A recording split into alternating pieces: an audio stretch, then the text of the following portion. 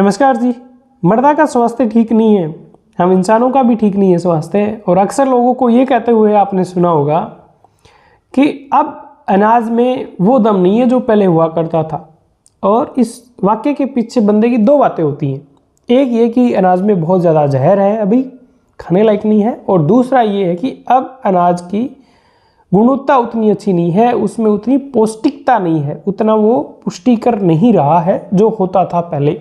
और ये बात ठीक भी लगती है, क्योंकि पहले आदमी सब्जी रोटी खाता था, आज तमाम 17 चीज़ें खाता है, उसके बाद में भी स्वस्थ नहीं है। और वो तब सब्जी रोटी खाता था आदमी, उसमें भी वो स्वस्थ था, तो ये बात ठीक भी लगती है। और इस एक मतलब आपका अनाज पौष्टिक नहीं रहा। और एक बात ये हो गई। और दूसरा एंगल किसान का भी है कि भाई मैंने बहुत फर्टिलाइज़र में देता हूँ, उसके बाद में भी उतना अच्छा रिस्पॉन्स नहीं मिलता है फर्टिलाइज़र का। पहले urea, DAP, SSP, potash, zinc ये देता था तो फसल दिखती थी एकदम से धमाकेदार, लेकिन अब वो रिस्पॉन्स नहीं आ रहा है। और इसके डाटा भी हैं कि धीरे धीरे फर्टिलाइज़र रिस्पॉन्स कर्व नीचे की तरफ जाता है। पहले यानी 1 किलो नाइट्रोजन, फास्फोरस, पोटास देते थे तो कोई 13 साढ़े 13 किलो अनाज पैदा होता था। आज यदि 1 किलो NPK देता है तो कोई 3-4 किलो अनाज पैदा होता। उसका रिस्पॉन्स मतलब फर्टिलाइज़र का धीरे धीरे कम हो गया, ये बात ठीक भी है।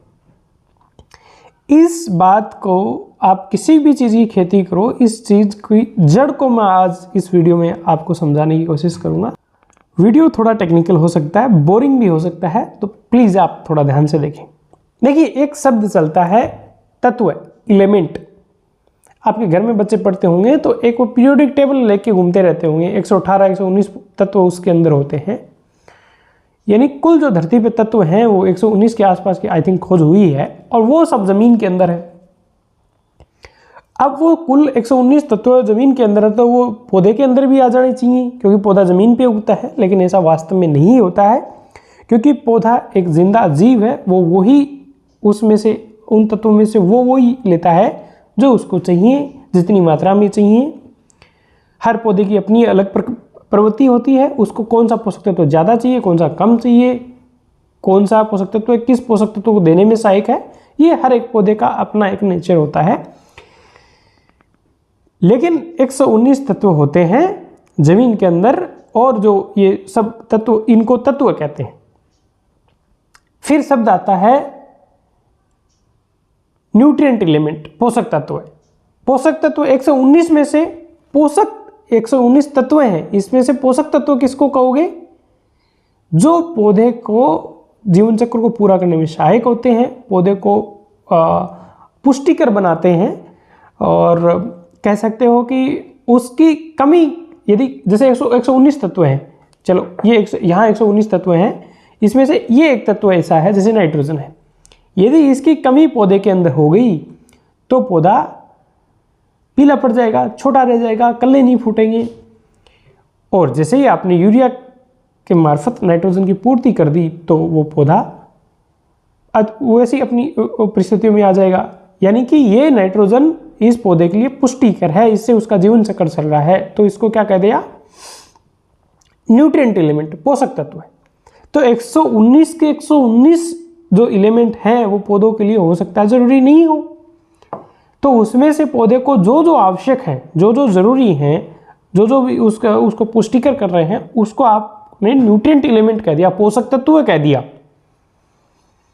हर पौधे के लिए अलग अलग जरूरत हो सकती है, लेकिन 119 तत्वों में से 119 तत्वों में से पोषक तत्व कितने हैं, इसका सटीक अंदाजा लगाना मुश्किल है। जैसे जैसे साइंस एडवांस होती जाएगी वैसे वैसे इसका पता लगता जाएगा। क्योंकि आज हम कह सकते हैं कि इतने पोषक तत्व चाहिए, ये पोषक तत्व चाहिए, वो पोषक तत्व चाहिए, कल हमारी फिलोसफी चेंज हो सकती है। जैसे कि एलिमेंट यानी तत्व 119, उसके बाद में पोषक तत्व है, और पोषक तत्व के आगे की टर्मिनोलॉजी आती है एसेंशियल न्यूट्रिएंट एलिमेंट, आवश्यक पोषक तत्व। यानी कि पहले तो 119 तत्व थे, फिर उनमें से पोषक तत्व हो गए, और पोषक तत्व में आवश्यक पोषक तत्व है। आवश्यक पोषक तत्व आप किसको कहोगे? तो इसकी एक अवधारणा है कि आवश्यक पोषक तत्व कौन सा होता है। इस आवश्यक पोषक तत्व के ही पीछे पड़े हम सब लोग, जबकि देखना आज आपको समझ में आएगा कि उससे ऊपर भी कोई बात है। आवश्यक पोषक तत्व की 1939 में आर्नल्ड स्टॉट दो वैज्ञानिक हुए, उन्होंने एक अवधारणा दी कि आवश्यक पोषक तत्व पौधे के लिए वही माना जाएगा, एसेंशियल न्यूट्रिएंट वही माना जाएगा जिसके बिना पौधा अपना जीवन चक्र पूरा नहीं कर सकता। उस जैसे ये नाइट्रोजन है, तो ये यदि पौधे को आप नहीं दोगे तो वो अपना जीवन चक्र पूरा नहीं कर पाएगा। या दूसरा उसका गुण होना चाहिए कि वो पौधे की जो चय उपचय की मेटाबॉलिक एक्टिविटी है उनमें डायरेक्ट रोल प्ले करे, दो बात। और तीसरा उसका गुण होना चाहिए कि उसकी कमी की पूर्ति सिर्फ उसी से हो, यानी कि नाइट्रोजन की कमी है तो नाइट्रोजन दोगे तो ही उसकी पूर्ति होगी। तो ये तीन इसके क्राइटेरिया बना रखे हैं, उसके आधार पे आवश्यक पोषक तत्व कहते हैं। और ये आवश्यक पोषक तत्व कितने होते हैं?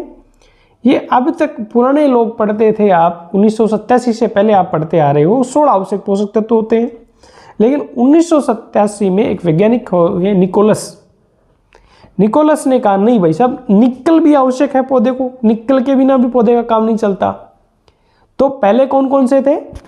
पहले CHO carbon hydrogen oxygen, nitrogen phosphorus potash, calcium magnesium sulphur, और इसके अलावा Fe, Mn, zinc, copper, boron, molybdenum, chlorine और लास्ट में निकल और जोड़ दिया।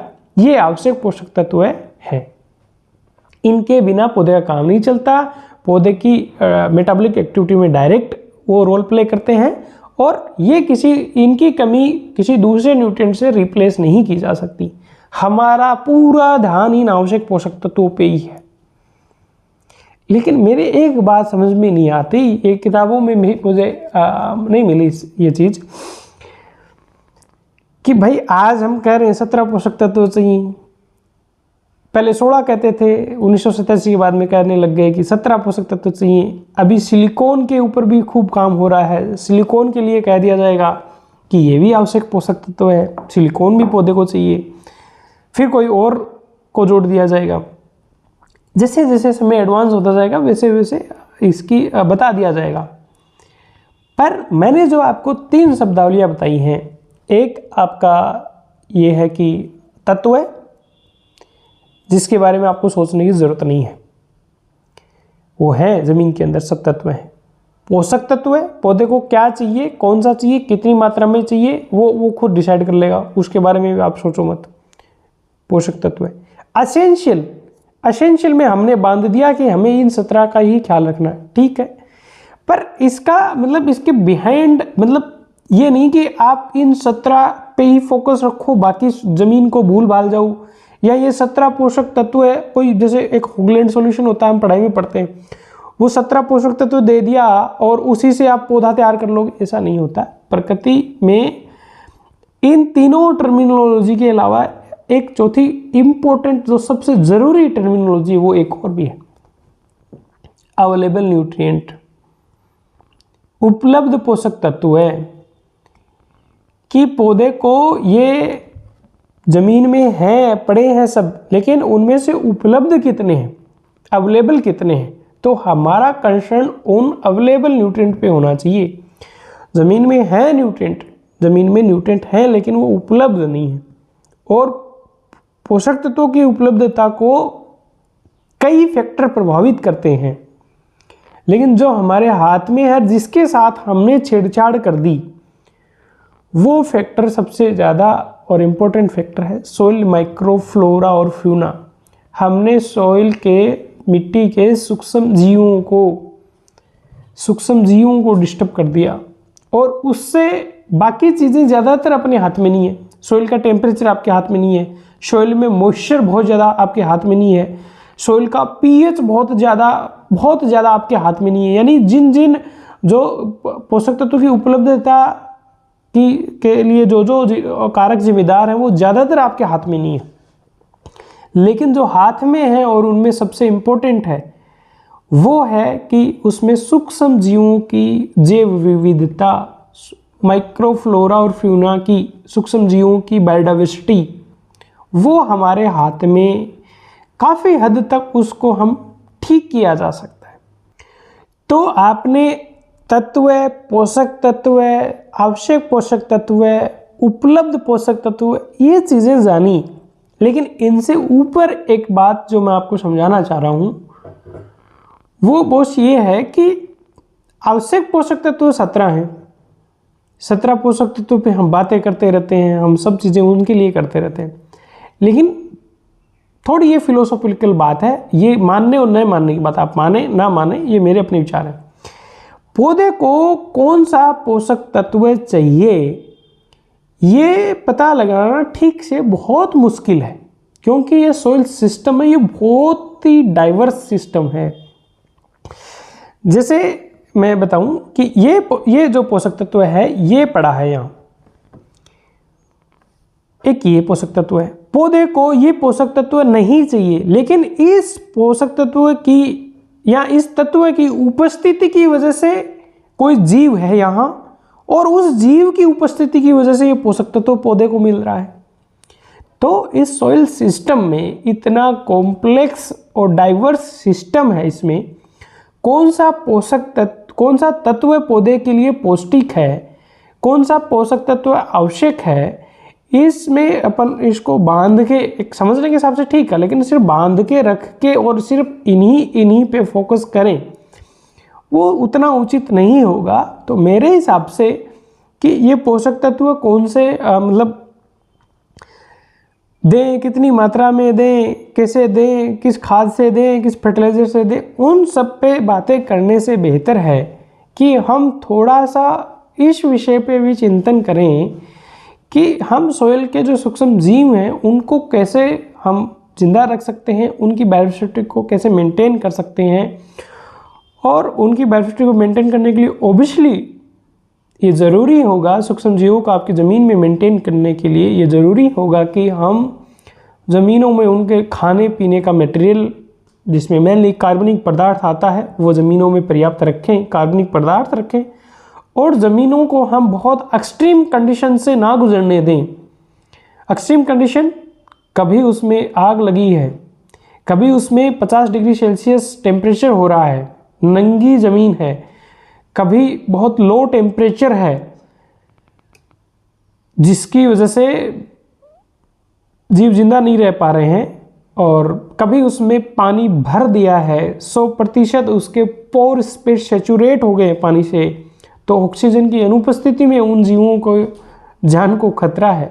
हम ऐसी परिस्थितियां कम से कम खेती में पैदा होने दें, भले ही हम ज़्यादा से ज़्यादा कार्बनिक खादें डालें, हम फसल के अवशेष रखें ज़मीनों के ऊपर, हम फसल अवशेषों की मल्चिंग करें, बहुत तरीके हैं वो आप जानते भी हैं। तो मेरा यही आप लोगों से निवेदन है कि हम ज़्यादा से ज़्यादा हमारे उस सॉइल की बायोडायवर्सिटी के बारे में सोचें, उसकी जैव विविधता के बारे में सोचें, हम उनमें जो पल रहे हैं सूक्ष्म जीव उनके बारे में सोचें। और मैं बड़ा दुखी हो जाता हूँ जब बहुत अनुभवी लोग ये बोलते हैं कि हम तो बरसों से खेतों में आग लगाते आ रहे हैं, आज तक तो कुछ नहीं हुआ और वैसे बढ़िया प्रोडक्शन हो रहा है, कुछ नहीं होना, ये सब कहने की बातें। तो इस सेंटेंस पे प्लीज़ उन सभी अनुभवी किसानों को एक बार रुक के रीथिंक करने की ज़रूरत है। बहुत बोरिंग हो गया वीडियो, कोशिश करूँगा अगला ठीक करूँ बनाऊँ। नमस्कार, जय हिंद।